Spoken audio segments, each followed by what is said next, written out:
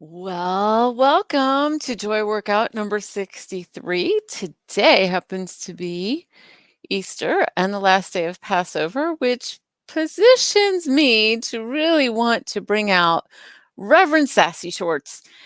And so that's who is here today. I feel like I need to have something like when I say Reverend Sassy Shorts, I need to lift something up or point to something, like some symbol that's like Reverend Sassy Schwartz is in the house.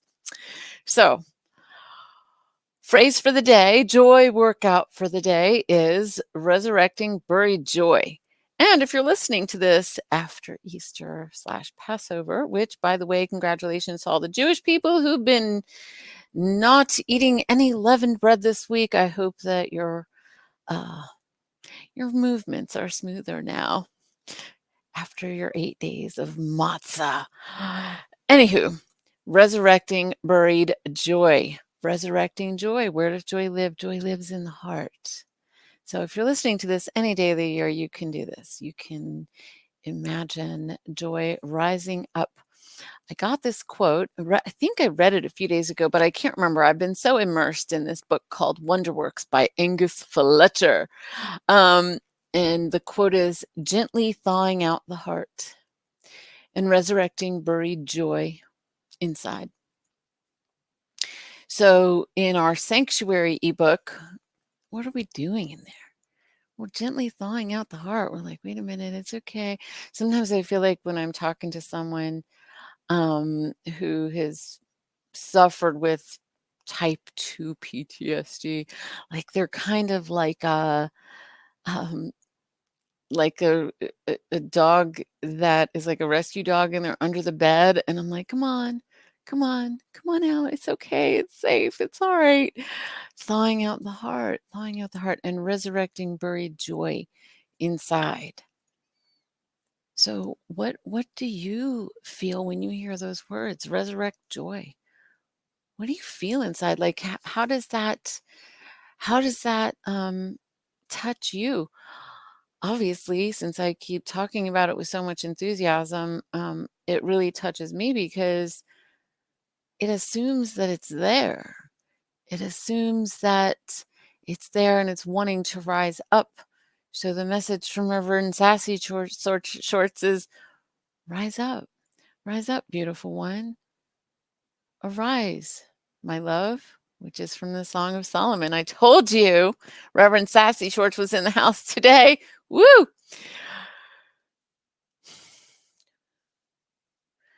I think just sometimes when we think about concepts like this,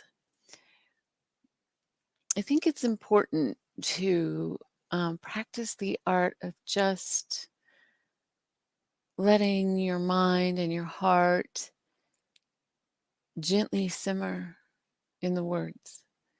That sometimes it's not about like doing a workout. Sometimes it's like just bask in it. So in the little rescue dog metaphor, the rescue dog being under the bed, it would be just sitting in the same room and letting them know from your presence that you are a safe place. Couple things I want to add to this, and that is I saw a Sunday morning episode about a year or two ago that was quite distressing and beautiful all at the same time. Apparently, there's like a whole new industry of big sisters in Japan who are hired to visit a young man who won't leave his room. And they will literally sit outside their bedroom door and kind of help them ease their way out of their bedroom to come back into the world. They might eventually go on bicycle rides, go to the grocery shopping. One little girl and guy ended up getting married, which is really sweet.